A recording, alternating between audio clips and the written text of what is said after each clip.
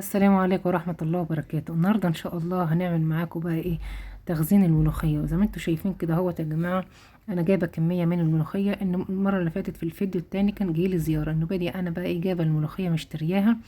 وزي ما انتم شايفينها كده الملوخية بقى ايه خضرة وجميلة كده. واهم حاجة في الملوخية شايفين، بقول لك تجيب الملوخية يكون وراها اخضر وجميل. والوردة الصفرة دي اللي بقول لك عليها ديت اوعي تقطفيها. الوردة دي لو قطفتيها وحطيتها مع الملوخية بتدي مرارة، اللي هي الوردة الصفرا.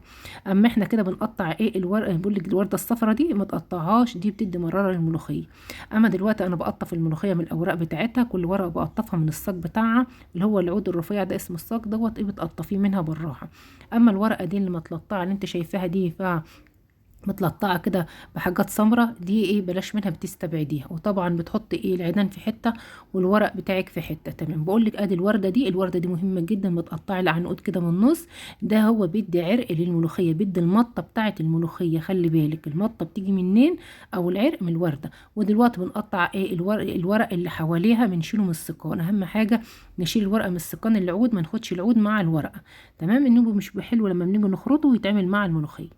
تمام، دلوقتي انا بقول لك اهوت، بقول لك الورقه دي لو مخرومه ما تاخدهاش. ليه؟ الورقه دي لما تكون مخرومه ديت ايه يكون الناموس واكلها. فانت اوعي تجيبي الملوخيه اللي تكون متخرمه، الناموس بيبقى واكلها. ودلوقتي بقطف برضو الورده دي، اهم حاجه ورده الملوخيه اللي في النص دي بتدي عرق للملوخيه يا جماعه. فقطفيها كده ايه بحالها كده.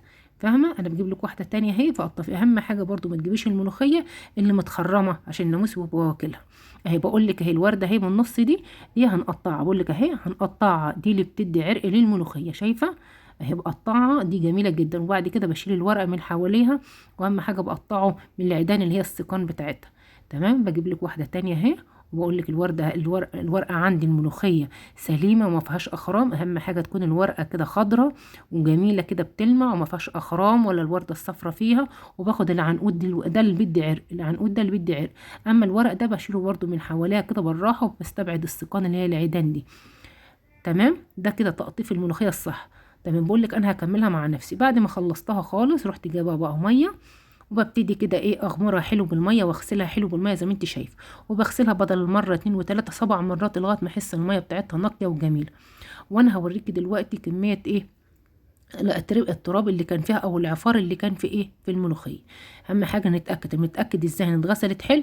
بعد كده بنجيب ميه ونتاكد كده اهوت ونيجي نشيلها ما نلاقيش الرمله اللي انت شايفاها، نلاقي الميه كده صافيه. شايفه كميه الطينه اللي في ايه اللي في الملوخيه اللي في الميه. تمام، يبقى نتاكد ان الميه بتاعتنا صافيه كده. نغسلها مره واثنين وثلاثه ونتاكد انها ايه صافيه ورايقه. دلوقتي جبنا فوطه وفردناها او بشكير عندك كده يكون نظيف. وتروحي حاطه بقى ايه، هنقول لك 3 طرق لتنشيف الملوخيه. واروح حطها كده بعد ما غسلتها حلو، احطها على البشكير او الفوطه وابتدي انشفها كده. دي اول طريقه. تمام، بفضل انشف فيها كده اهوت. وبعد كده ايه ممكن برضه هوريكي طريقه تانية تنشيف لو انت مستعجله. شايفه نشفتها حلو، فردتها حلو، فردت البشكير حلو. وابتديت احط الملوخيه بعد ما صفتها حلو من الميه. وبعد كده ايه فردتها وبنشفها. بعد كده ايه بقول لك لو انت مستعجله هتجيبيها بقى وتبرمي البشكير كده برمه حلوه كده، بتبرميه على الملوخيه وتبتدي ايه تنشفيها كده. شايفه؟ انا بقول لك هتبتدي تبرميها وتنشفيها. دي طريقه تانية للتنشيف. تمام، وبعد كده ممكن برضه لو انت برضه في طريقه تانية تحطيها في صينيه وتحطيها تحت مروحه او في البلكونه بس بعيد عن الاتربه. تمام. طيب، نريح بقى دماغنا خالص. ودي بقى اختراع، دي المنشفه الاختراع بتاع الملوخيه. تجيبيها تريحي دماغك من كل ده خلال دقيقتين مش 5 دقايق. خلال لو 5 دقايق لو عندك 10 كيلو المنشفه دي هتنشف لك الملوخيه. شايفه انا حط المنشفه دي بتاخد نص كيلو ملوخيه وبتنشفها لك هوا. 5 دقايق تكون متنشفه. لو عندك ضيف ومستعجله تجيبيها تقطفيها وتغسليها وتنشفيها خلال 5 دقايق. شايفه؟ بقول لك ادام هنا في الحله ما فيش ميه يبقى كده ايه خلاص ملوخيتك نشفت وبقت 100 100. دي بقى اختراع بتنشف الملوخيه بطريقه فظيعه وعلى طول تخرطيها. شايفه كده خلصناها اهي. بقول لك جميله ازاي. هبتدي اجيب الكياس بتاعتي وابتدي اعبيها. وبعبي الكياس حسب ايه عدد الاسره اللي عندي. اشوف كميه الاسره قد ايه وبخزن الملوخيه على عددنا حسب ايه عدد الافراد اللي عندي. تمام، بخزنها كده بربطها حلوه اطلع منها الهواء وبحطها في الفريزر. اهم حاجه هحطها في الفريزر بطلع منها الهواء وبربطها واربطها حلو اهو. شايفه هطلع منها الهواء واربطها. انا عامله كميه على قدي عشان اطلع كل كيسه على قدي. تمام. بعد كده بحطها في الفريزر، واهم حاجه بعد ما احطها في الفريزر اجي عشان اجي اعملها اطلعها وهي متلجه، وانا هوريها لك دلوقتي برضه هوريكي كل الخطوات. شايفه اهي قفلت عليها حلو، طلعت منها الهواء وانا عامله كميه على قد اطلع الكيس بكيسه. تمام. هقول لك على كود، وهقول لك كمان على طريقه عمل الملوخيه، وهتشوفها خضره زي الفل اكنك لسه جايباها. تمام. بقول لك اهو الكيس اهو اخضر اهو، كل ده حطيتها في الفريزر، سبتها بقى ايه يوم كده تتلج عشان اوريها لك بقى وانا بعملها بالطش. تلجت. بعد ما تلجت طلعتها سلقت، كان عندي لحمه اهي، وبقول لك ادي اللحمه وايه، وعندي ايه لحمه شوربه اي حاجه.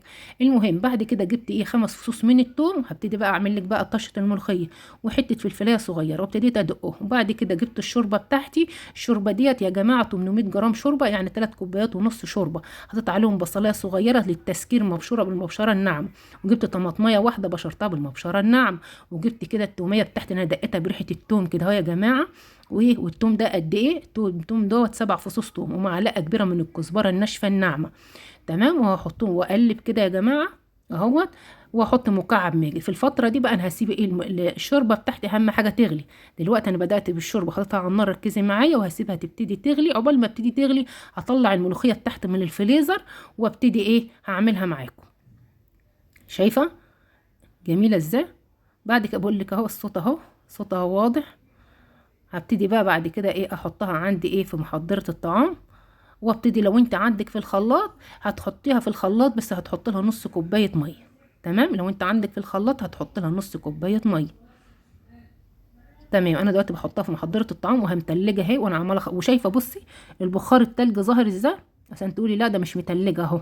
هوريكي بقى طالعة خضرة كأنك لسه جايباها ايه مشتريها. والطريقة ده انا بعتمدها بقالي يا جماعة ولا 10 سنين على طول. جميله جدا والله العظيم، ما في قطع، والله العظيم كانت تحفه. انا الولاد انهبلوا عليها من جمالها، وعلى طول معتمد الطريقه ديت. شايفه بقول لك، شايفه التلج حوالين الورقه ازاي؟ التلج حوالين الورقه انا بقول لك متلجه اهي، وبخبط عليها. هبتدي دلوقتي اعملها في المحضر الطعام. عندك خلاط حط حبه بحبه حسب كميتك، وتحط نص كوبايه ميه عادي، ملح حنفيه مش شوربه ولا اي حاجه، وتبتدي تضربها في الخلاط. ما تكتريش، نص كوبايه ميه على الكميه بتاعتك، وابتدي ايه تتمشي معاك الخلاط. طبعا انا بضربها اهي عماله تتضرب، وايه وكل شويه ايه بفصل، وابتدي اقلب عشان ايه اجيب اللي تحت فوق واللي فوق تحت، يعني اللي تحت انضرب اللي فوق ما انضربش، كله ياخد من بعض. اه ابتديت كل شويه اقلب واضرب، بتطلعها لك خطيره. طب المخرطه، المخرطه لو عملتها في مش في ناعمه ازاي وجميله، ولو عملتها في المخرطه وطلعتها من الفريزر وطلعتها في المخرطه عقبال ما تخرطي هتكون فكت معاكي وممكن تسود معاكي. طبعا انا خلصتها في الفتره ديت. ادي الشوربه عندي غليت اهيت، وببتدي انزلها. هتشوفي بقى الخضار بتاعها كأنك لسه جايبه. عايزه اقول لك عسل، اقسم بالله عسل بالطريقه بتاعتي ديت. وكمان البصلايه والطماطميه بتوديها في حته تانية. اهم حاجه البصله والطماطم تبشرهم من الحته الناعمه عشان مش يظهروا معاكي في الشوربه. والمكعب الماجي بيدي تيست جميل جدا للشوربه، انا بستخدمه في الملوخيه، جميل جدا جدا يا جماعه. ادي الملوخيه الخضراء بتاعتنا بجد تحفه. على فكره قبل كده كنت عامله فيديو ملوخيه خضراء، هسيبه لكم في اللينك صندوق الوصف، دوسوا على كلمه المزيد وانتوا هتلاقوه. وبرده كنت عامله تخزين الملوخيه الخضراء برده، واخد مشاهده كبيره عندي. دلوقتي شايفه بتبتدي تغلي معايا اهو، بعمل اقلب كل ده على نار ايه عاليه. يبقى اتفقنا الملوخيه دي قد ايه؟ الملوخيه دي ربع كيلو ملوخيه، يبقى كده 800 جرام شوربه، خدوا معانا ربع كيلو ملوخيه متقطفه. تمام. طب بالكوبايه 3 كوبايات ونص من الكوبايه بتاعه الميه خدت معاكي ربع كيلو ملوخيه متقطفه. تمام. تمام. دلوقتي سبتها وقلبتها كده، شايفين سمكها. جبت دلوقتي معلقه كبيره من السمنه البلدي حلوه كده، الملوخيه بتحب السمنه البلدي كده جميله، او لو عندك زيت نظيف حط، ما فيش اي حاجه بس يكون نظيف. حطيت معلقه كبيره من الثوم، والثوم دوت يا جماعه انا حطيت كده ايه قيمه كده ايه يعني 10 فصوص ثوم كبار، فرمتهم حلو وابتديت احطهم. اول ما احس ان يبتدوا ياخدوا اللون اوعي تسيبيها عشان ما تتلسعش معاك. هتنزلي بمعلقه كبيره او معلقتين كزبره ناشفه عادي، حط كزبره ما فيش اي حاجه، بتدي طعم وتدي نكهه جميل. تبتدي تقلبي كده وبتاخد اللون عادي على نار عاليه عادي، وتاخدي بالك منها. خدت اللون تمام، ننزل بقى على ايه الملوخيه نفسها، وتاخد الطشه طشه ملوخيه. شايفه السمك، شايفه الخضار، شايفه خضارها جميله جميله، ولكنها كانت محطوطه في الفريزر. ايه رايك في الملوخيه؟ اقسم بالله تحفه. ما تنسيش لو وصلت لغايه كده بقى تعملي لنا لايك بقى، ويرفع معانا الفيديو، وتعملي لنا شير واشتراك في القناه. شايفه، وتكتبي لنا تعليق زي كده زي العسل زيكم كده. شايفه الملوخيه وشايفه طشتها يا ما شاء الله، يا خرابه على الجمال. عايزه اقول لك كانت عسل والله، كنا بنتخانق عليها. شايفه الجمال، شايفه السمك. بعمل لك تاني كل ده. على فكره انا خلصها بس بحاول اعمل لك حركات. شايفه بقى شايفه العرق، شايفه المطاطيه، كل ده جاي من ان احنا قطفنا الورده بنشيلها كده، فالورده دي اللي بتدي معانا العرق. خلي بالكم في التقطيفه. واهم حاجه ما تحطيش الورده، لو في ورده صفرا ما تحطهاش عشان بتمرر معاك الملوخيه. وبرده تجيب الملوخيه بتاعتك ما تكونش متخرمه عشان الناموس بيبقى واكلها، الناموس بيكون واكلها، فده غلط. شايفه العرق بقى؟ يبقى الملوخيه الورقه لما تلاقيها مخرومه ما تجيبهاش. افضلي كده جيبي ورقه كده حلوه كده وجميله وناعمه وجميله كده. شايفه؟ بقول لك، وهكتب لك المقادير في صندوق الوصف. تمام اهو. فضيتها في الطاجن بتاعي. الطاجن ده بقى كده عايز لقمه كده ودن القطه وتبتدي تغمسي بيها بألف هنا وصحه. شايفه العيش ده انا اللي خبزاه، واهو كنت مطلعاه من التلاجة. يلا بقى يا جماعه نعملها ودن قطه، وبالهنا والشفا عليكم، والسلام عليكم ورحمه الله.